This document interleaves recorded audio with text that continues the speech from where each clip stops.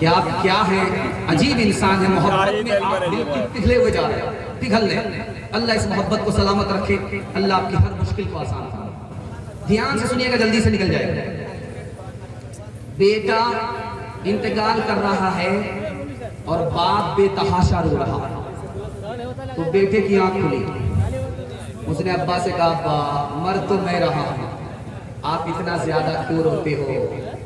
कहा कि बेटा इसलिए रो रहा हूं, मैंने तुम्हें लंदन भेजा था पीएचडी पास कराने के लिए, मेरा पैसा बर्बाद हो रहा है, तेरी मौत हो रही है, मैं बर्बाद हो रहा हूं, तेरी मौत से ज्यादा अपने पैसे की बर्बादी पर रो रहा हूं। तो बेटे का जवाब सुनिए, मैं आपको सुनाने के लिए जा रहा हूं। आप मेरी फिक्र मत कीजिए, ये पसीना बहता रहेगा, पंखा भी लगा देंगे तब भी पसीना बहता रहेगा, हमारी परवाह मत कीजिए, छोड़ दीजिए। जो जिस हाल में सुन रहे उसी हाल में सुन दीजिए। जब सब लोग सुन रहे हैं उसी हाल में, तो मुझे सुनाने में क्या दिक्कत है? और ये पसीना बहता रहेगा। अच्छा है, यही पसीने की कीमत अल्लाह के यहाँ मिल जाए, बहुत बड़ी किस्मत वाला हो जाऊंगा मैं। ध्यान से सुनिएगा, जल्दी से निकल जाएगा।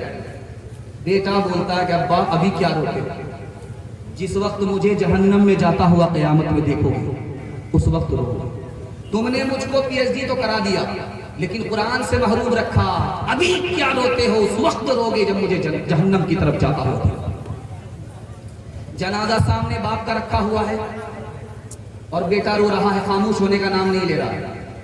इमाम साहब ने कहा, अल्लाह का बंदा 5 मिनट के लिए किसी तरह चुप हो जाओ, नमाज तो पढ़ाने दो, धूप लग रही है, लोग परेशान हो रहे हैं, जाना है, 2 मुट्ठी मिट्टी देंगे, 2 रोटी खाएंगे, 2 रोटी खाएंगे, जल्दी से निकलेंगे पतली गली से। तुम कौन सा तमाशा कर रहे हो? 5 मिनट के लिए तो किसी तरह सब्र कर लो। तो बच्चा कहता, इमाम साहब 5 मिनट की बात नहीं है, मैं रो रहा हूं अपने बाप के जनाजे को देख करके नहीं रो रहा।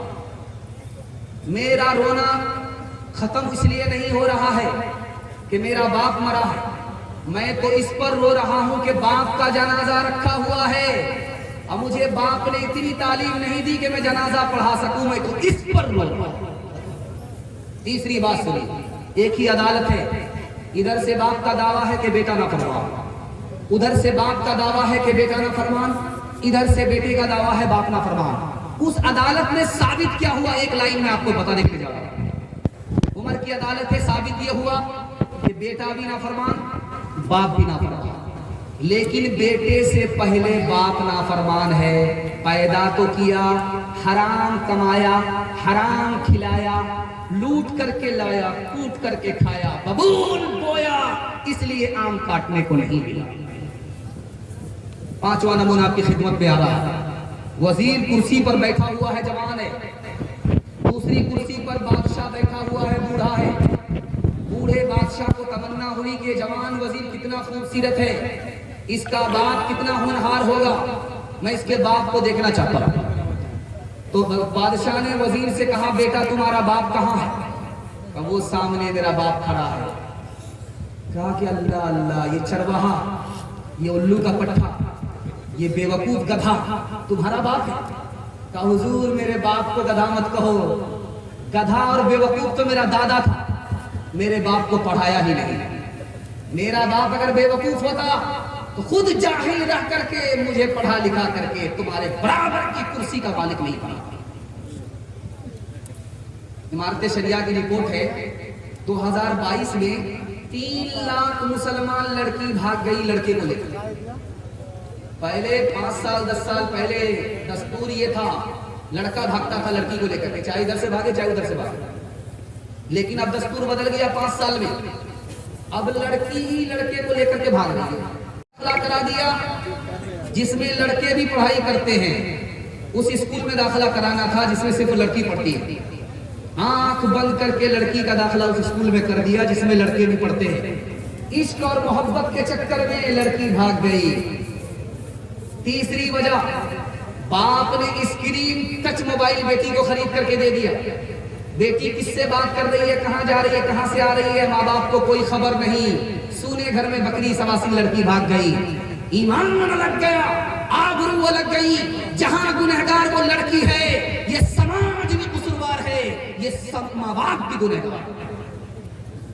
डीजे का डांस चल रहा था तो एक आदमी बोला, वाह रे लड़की क्या डांस किया।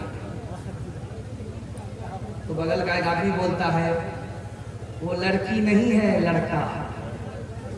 तो ये आदमी बोलता सॉरी मैडम, मुझसे भूल हो गई। कहा मैं मैडम नहीं हूं, उसी लड़के का बाप। कर सका तो क्यों रहा, अब कर क्यों पछताए। कर सका तो क्यों रहा, अब कर क्यों पछताए। बोए पेड़ बबूल का, बोए पेड़ बबूल का, अमुआ कहाँ से पाए, अमुआ कहाँ से पाए। पाथे दिन पाथे गए, हरी सकियो नहीं।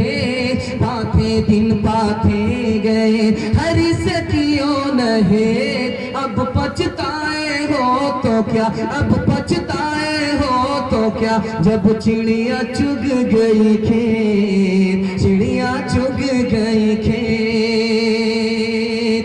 इंशाल्लाह एक हाथ में क्रिकेट का बल्ला, दूसरे हाथ में स्क्रीन टच मोबाइल हमारे बच्चे के हाथ में होगा, हाथ उड़ा दिया। इंशाल्लाह बिल्कुल सही जा रहा है, फिर भी सटपटा रहे हैं। बताइए। खैर अल्हम्दुलिल्लाह, सिर्फ 2 पैगाम रह गए औरतों के हवाले से, आपको सुनाने के लिए जा रहा हूँ। सिर्फ 2 पैगाम, पर्दे के हवाले से, तालीम के हवाले से। औरत को पर्दा और तालीम के हवाले से 2 पैगाम देने के लिए जा रहा हूँ। आप लोग सुनने के लिए यहाँ से लेकर जमा तक तैयार है? हाथ उठाइए इंशाअल्लाह। पूरा मजमा तैयार है। बहन से ज्यादा साली पर मेहरबान होंगे, हाथ उठाइए इंशाअल्लाह। उठा दिया पूरा। देखिए चैनल दबा, देख लीजिए। अच्छा ये जनमुरीद है भी, जनमुरीद है।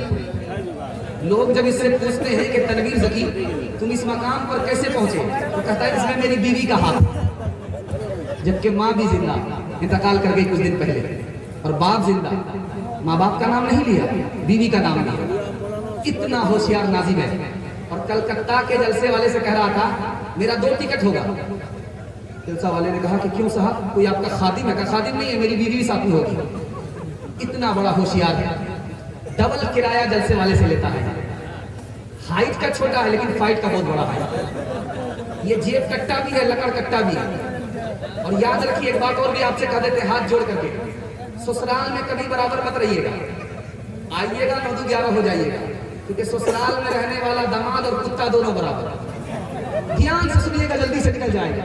बहुत खूबसूरत पैगाम तालीम के हवाले से आपको सुनाने के लिए जा रहा हूँ। इमाम शाफी रहमतुल्लाह अलैह ने फरमाया, अगर दूध पीने वाला बच्चा माँ की गोद में पेशाब करे वो बेटा है, और बदन में पेशाब नहीं लगा, कपड़े में पेशाब है, तो कपड़ा उतारने की जरूरत नहीं है।